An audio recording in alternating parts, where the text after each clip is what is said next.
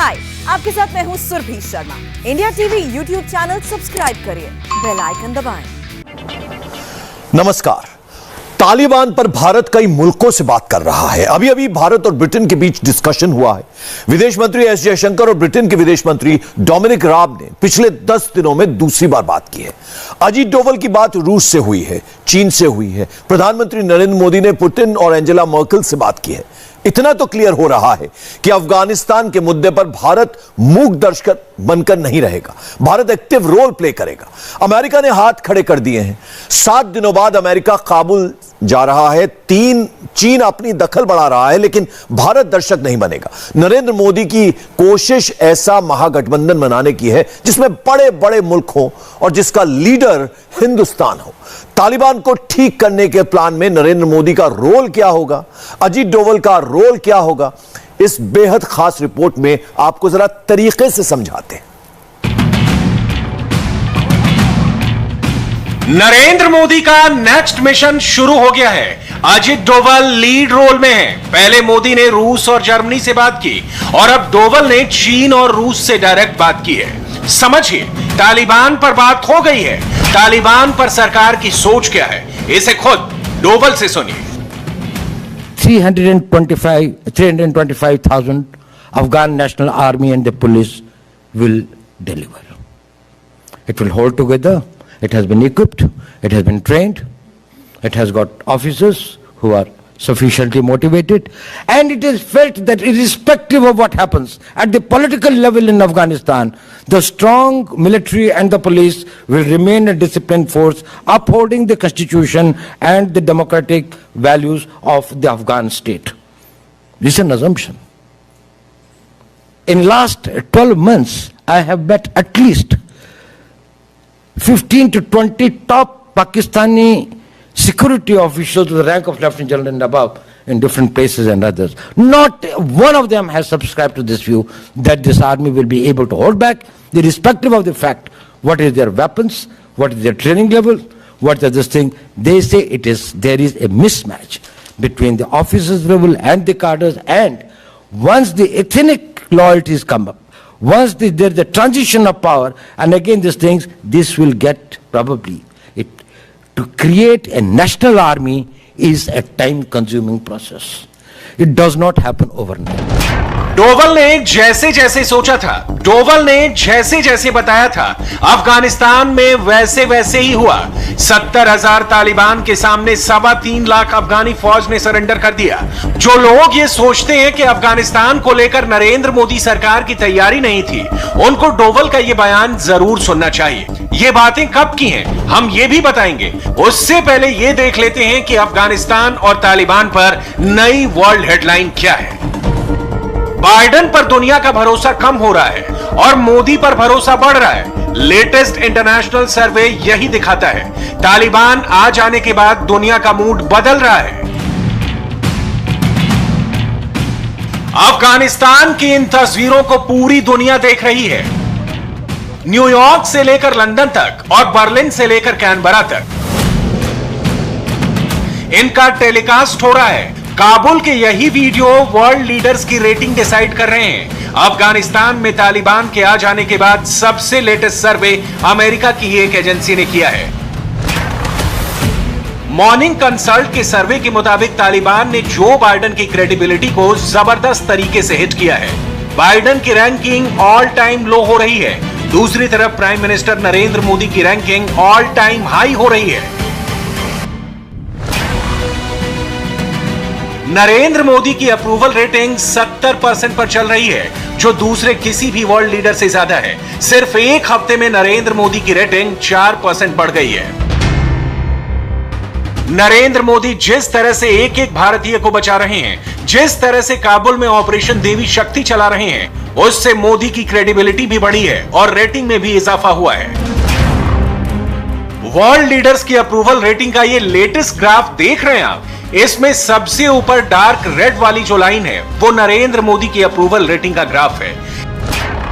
इस ग्राफ में Joe Biden भी हैं, ब्रिटेन के बोरिस जॉनसन भी हैं, फ्रांस के मैक्रों और जर्मनी की एंजेला मर्केल भी हैं, लेकिन सबसे ऊपर नरेंद्र मोदी हैं। दुनिया के दूसरे सभी नेताओं की रेटिंग डाउन है, अकेले मोदी की रेटिंग हाई है। काबुल से एयरलिफ्ट ऑपरेशन अमेरिका भी कर रहा है, लेकिन उससे अमेरिका की इज्जत नहीं बढ़ रही, बाइडेन की रेटिंग नहीं बढ़ रही। अमेरिका के 43% लोग अफगानिस्तान के हालात के लिए जो बाइडेन को जिम्मेदार मानते हैं। बाइडेन की अपनी पार्टी यानी डेमोक्रेट्स के 28% लोग भी उनको कसूरवार मानने लगे हैं, जबकि 64% रिपब्लिकन बाइडेन की पॉलिसी को गलत मानते हैं। 31 अगस्त तक अफगानिस्तान से निकल जाने की डेडलाइन बाइडेन के लिए गले की फांस बन गई है। इंप्रेशन यह है कि अमेरिका ने तालिबान के आगे सरेंडर कर दिया है। डोनाल्ड ट्रंप ने तो बाइडेन को सरेंडर इन चीफ का टाइटल भी दे दिया है। बाइडेन का सरेंडर अमेरिकी अखबारों में भी चल रहा है। ब्रिट वॉर्ड विदेश मंत्री ब्लिंकन का नाम लेकर लिखता है कि एयरलिफ्ट ऑपरेशन चलाने के लिए अमेरिका को तालिबान से परमिशन की जरूरत पड़ रही है। वॉशिंगटन पोस्ट ने हेडलाइन लगाई है कि ब्रिटेन और अमेरिका के दूसरे मित्र देश भी बाइडेन पर दबाव बना रहे हैं। वॉल स्ट्रीट जर्नल की हेडलाइन है कि तालिबान ने एयरपोर्ट के रास्ते ब्लॉक कर दिए हैं, इसीलिए बाइडेन 31 अगस्त की डेडलाइन मेंटेन कर रहे हैं। 59% अमेरिकी मानते हैं कि बाइडेन गलत दिशा में जा रहे हैं। सिर्फ 41% अमेरिकियों को ही लगता है कि अमेरिका राइट डायरेक्शन में है। दुनिया के 7 सबसे अमीर और प्रभावशाली देशों के नेता तालिबान पर मीटिंग करने के लिए बैठे तो वहां भी बाइडेन अलग थलग पड़ गए।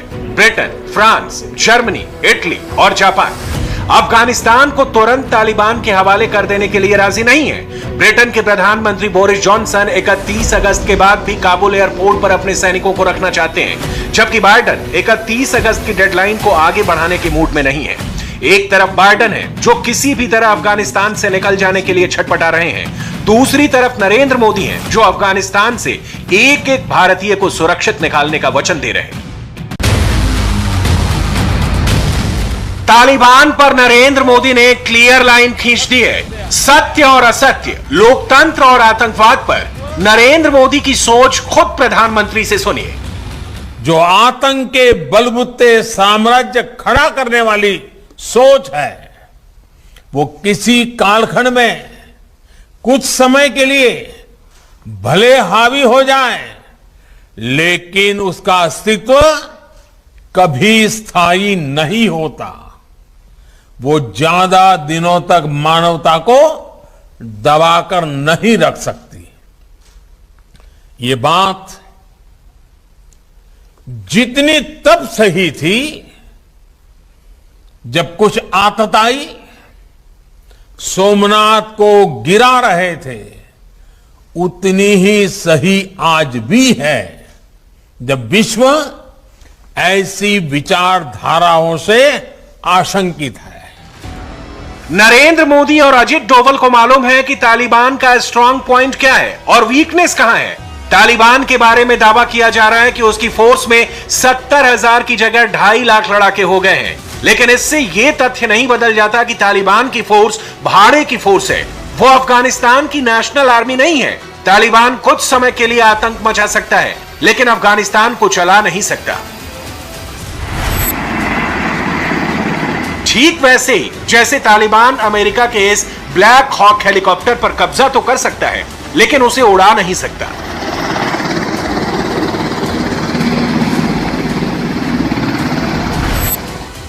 जो बाइडेन अफगानिस्तान को तालिबान के हाथों में सौंपकर जल्द से जल्द निकलना चाहते हैं, मगर मोदी के ऑर्डर पर डोवल अफगानिस्तान को लेकर नेक्स्ट प्लान तैयार कर रहे हैं।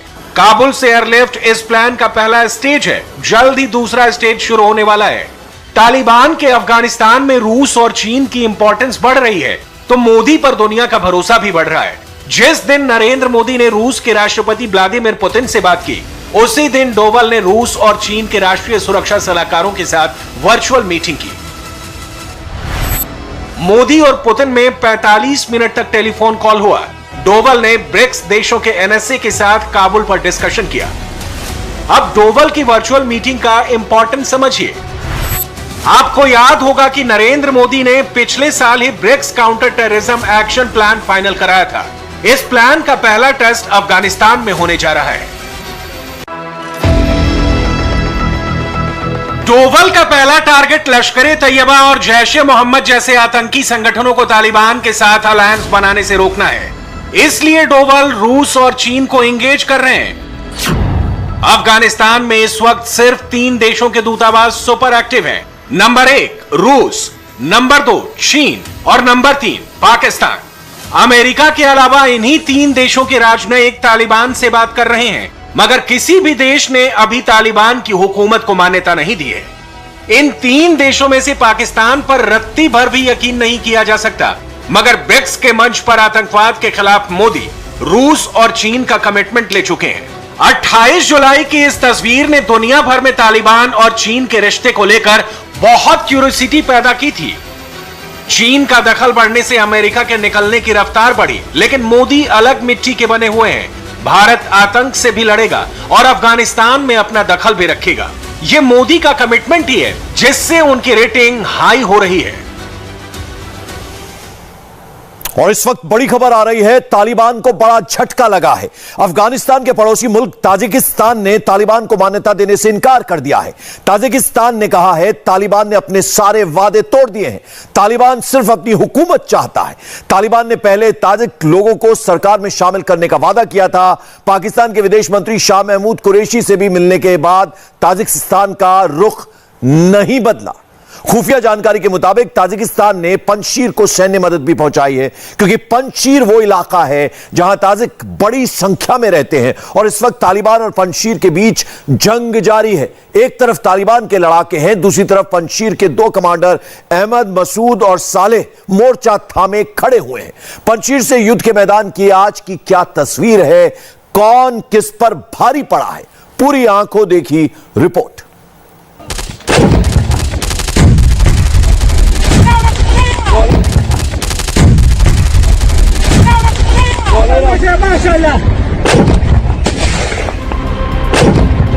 ये गोलीबारी पंजशीर से लगी अंद्राब घाटी से हो रही है। ये गोले तालिबान दाग रहा है।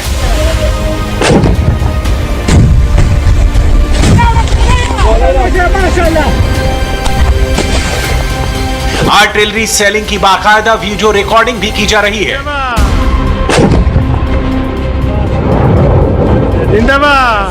ये गोलीबारी, ये धमाके पंजशीर की सीमा पर हो रही है। एक तरफ तालिबान के आतंकी हैं, दूसरी तरफ पंजशीर के शेर हैं।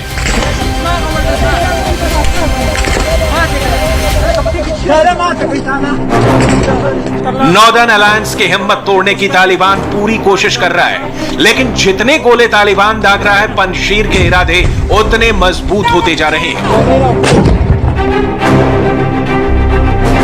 लोग कहते हैं पंजशीर की 5 घाटी में शेर योद्धा रहते हैं, क्योंकि वहां का बच्चा बच्चा अपनी आजादी के लिए खड़ा है। इस बच्चे का नाम मोहम्मद मुस्तफा मंसूर है, जो दरी भाषा में कह रहा है, ओ तालिबान सुनो, तुम पंजशीर पर कब्जा नहीं कर सकते, क्योंकि ये शेरों का घर है। पंजशीर और तालिबान के बीच निर्णायक जंग जारी है, जो आजाद अफगानिस्तान की आखिरी उम्मीद है। यह लड़ाई अफगानिस्तान की तस्वीर और तकदीर का फैसला करेगी।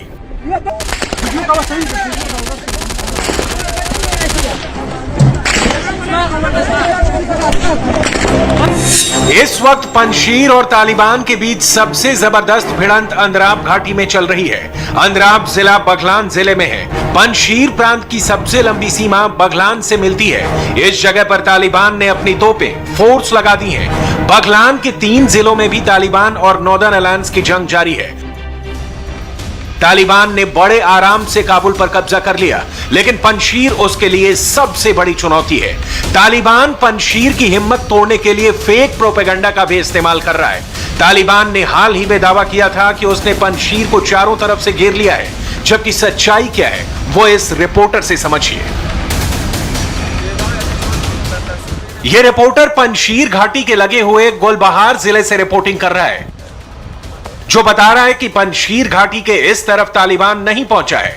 इस रास्ते पर पंजशीर के जाबाजों का कब्जा है। बघलान प्रांत से पंजशीर में आने वाले हाईवे को सलांग हाईवे कहते हैं। यह हाईवे भी पंजशीर के कंट्रोल में है, जिसकी वजह से तालिबान आगे नहीं बढ़ पा रहा है। जब मैं भी वहां गया था, काफी मैंने पंजशीर वैली में खुद गया था, तो मैंने मिलिट्री पॉइंट ऑफ व्यू उसको एनालाइज किया था। उसके कुछ कारण है।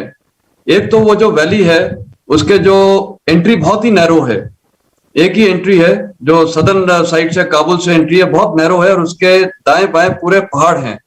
और फिर जो वैली के दोनों तरफ काफी पहाड़ हैं और ऊंचे पहाड़ हैं, और वो कच्चे भी पहाड़ है और खुले पहाड़ है, मतलब उनपे वेजिटेशन नहीं है। तो वहां पर फायर और ऑब्जर्वेशन पंजशीरीज के पास बहुत अच्छा रहेगा। तो उनको ये एक नेचुरल एडवांटेज है, डिफेंसिव एडवांटेज है। बट जैसे पहाड़ों में हम बोलते हैं, आर्मी में खासकर हायर एल्टीट्यूड इलाकों में जनरली अटैकर का रेशियो वर्सेस डिफेंस इज 1:13। वो अटैकर का यहाँ रेशियो है। दूसरी तरफ हर दिन के साथ पंजशीर की ताकत बढ़ती जा रही है। तालिबानी विद्रोही पंजशीर में जमा होते जा रहे हैं।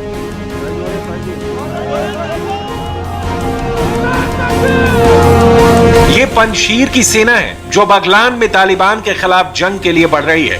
पंजशीर प्रांत के एक एक नागरिक को मालूम है, अगर पंजशीर को बचाना है तो तालिबान से मुकाबला करना ही होगा।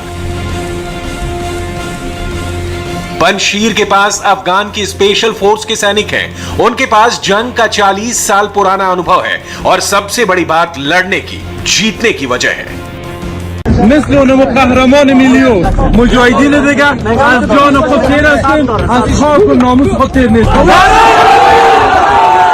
ये है अहमद मसूद, जो तालिबान की अंधेरी दुनिया के बीच में रोशनी की आखिरी किरण है। अहमद मसूद पंजशीर के शेर अहमद शाह मसूद के बेटे हैं। वो अहमद शाह मसूद जिसके शौर्य के सामने सोवियत संघ की सेना और तालिबान दोनों टिक नहीं सके थे। अहमद शाह मसूद ताजिक समुदाय के सबसे बड़े हीरो हैं। उन्होंने ताजिक, उज़्बेक और हजारा फिरकों का तालिबान विरोधी नॉर्दर्न अलायंस बना लिया था। मौत के 20 साल बाद भी पंजशीर घाटी अहमद शाह मसूद की मौत का मातम मनाती है। यही वजह है तालिबान जगह जगह से अहमद शाह मसूद की तस्वीरें हटा रहा है। बगावत की हर एक वजह को खत्म करना चाहता है। लेकिन अहमद शाह मसूद के बेटे और पंजशीर के नए सरदार अहमद मसूद ने साफ कर दिया है कि तालिबान के आगे पंजशीर कभी नहीं झुकेगा। अहमद मसूद ने फ्रेंच अखबार पेरिस मैच को ताजा इंटरव्यू दिया है, जिसमें मसूद ने कहा है कि चाहे कुछ भी हो जाए, पंजशीर सरेंडर नहीं करेगा। उन्होंने कहा कि मैं सरेंडर से पहले मरना पसंद करूंगा।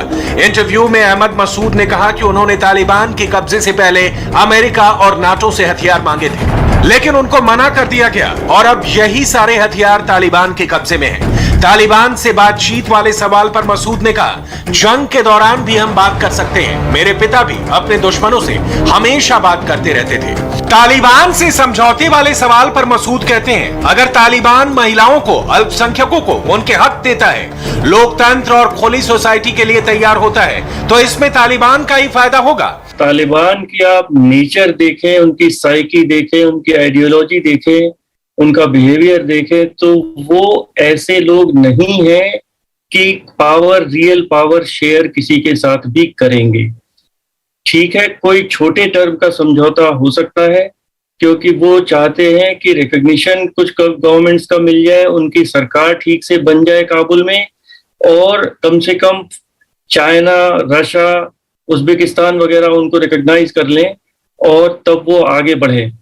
तो समझौता हो सकता है, पर वो एक टेम्परेरी समझौता होगा और बहुत बात का समझौता नहीं होगा। तालिबान के खिलाफ जंग लंबी चलेगी। लड़ाई जीतने के लिए जज्बे के साथ साथ हथियारों की जरूरत पड़ती है। अहमद मसूद ने नाटो और सारे देशों से मदद मांगी थी, लेकिन किसी ने सामने आकर साथ नहीं दिया। लेकिन रशियन मीडिया के मुताबिक ताजिकिस्तान पंजशीर की हथियारों से मदद कर रहा है। हालांकि ताजिकिस्तान ने इस खबर की पुष्टि नहीं की है। ताजिकिस्तान ने पाकिस्तान को भी चेतावनी दी है। ताजिकिस्तान मीडिया रिपोर्ट्स के मुताबिक ताजिकिस्तान के राष्ट्रपति ने पाकिस्तान के विदेश मंत्री शाह महमूद कुरैशी से कहा है, अफगानिस्तान में 46% ताजिक हैं। नई अफगान सरकार में ताजिक का हित होना जरूरी है। अफगानिस्तान पहले से ही इस्लामिक देश है, लेकिन यह मुल्क अंदर से 14 समुदायों में बटा हुआ है। हर एक समुदाय, हर एक कबीला अपनी हुकूमत चाहता है, और इनमें सबसे ज्यादा ताकत पश्तून है। अफगानिस्तान में पश्तूनों की आबादी का 42% है। इसके बाद ताजिक आते हैं जो कुल 27% हैं। तीसरे नंबर पर हजारा समुदाय के लोग हैं जो कुल आबादी का 9% है। उज़्बेक समुदाय की आबादी भी 9% ही है। पांचवा बड़ा समुदाय है अहमद जो 4% है। इसके अलावा तुर्कमेन 3 और बलोच 2% हैं। अफगानिस्तान के बाकी समुदाय करीब 4% हैं। एक तरफ अफगान समुदाय की ये जातीय बनावट और दूसरी तरफ इस्लाम की अलग अलग व्याख्या मुसलमान होने के बावजूद इन सभी समुदायों को एक दूसरे के बरक्स खड़ा कर देती है। दूसरी तरफ तालिबान पूरी तरह से कट्टर सुन्नी संगठन है। अफगानिस्तान के उत्तरी इलाकों में लाखों ताजिक और उज़्बेक लोग रहते हैं। अगर इतने लोगों का 10वां हिस्सा भी लड़ाई से परेशान होकर बॉर्डर के दूसरी तरफ जाता है तो ताजिकिस्तान पर दबाव बन जाएगा। ताजिकिस्तान से अफगानिस्तान की 1344 किलोमीटर की सीमा है। ताजिकिस्तान ने अपने बॉर्डर में सेना लगा दी है। तालिबान को पाकिस्तान ने बनाया है, ट्रेन किया है।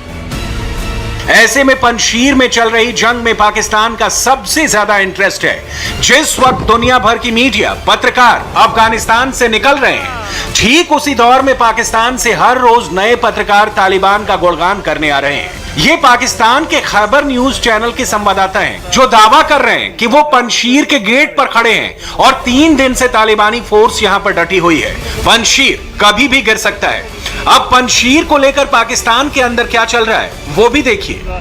अमरुल्लाह साले जो उधर पनाह लिया हुआ है इसके साथ, अहमद मसूद के साथ, और जिसने कहा था कोई 3-4 दिन पहले कि मैं एक छत के नीचे तालिबान के साथ तो 1 मिनट के लिए नहीं रह सकता हूँ, इस किस्म का आदमी जिसको उन्होंने फिर भी माफ कर दिया है, अगर इस किस्म का आदमी वो अपने बकौल अपने बातों पे कायम रहे तो जाहिर है उधर तो कुछ लड़ाई होगी, खास तौर अमरुल्लाह साले के सपोर्टर्स के साथ। और उधर कोई एलिमेंट्स हैं पुरानी अफगान आर्मी का ANA एलिमेंट्स हैं और स्पेशल फोर्सेस के एलिमेंट्स हैं, तो उधर कुछ लड़ाई हो सकती है और हुई भी है।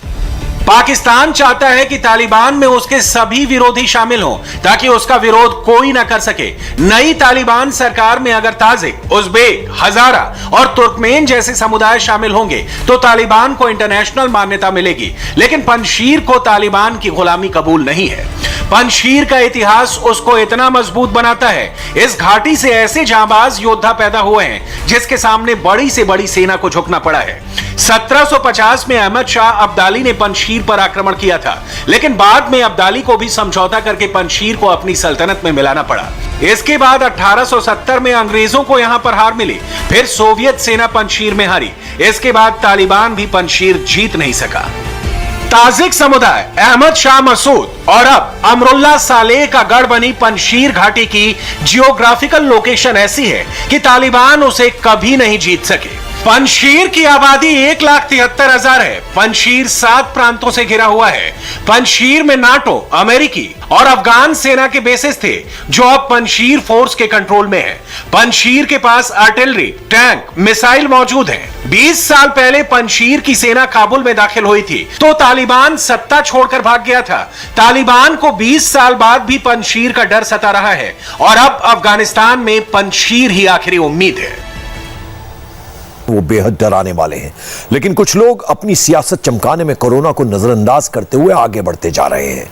क्या है ये पूरी खबर, आपको बताएंगे 5 मिनट के ब्रेक के बाद।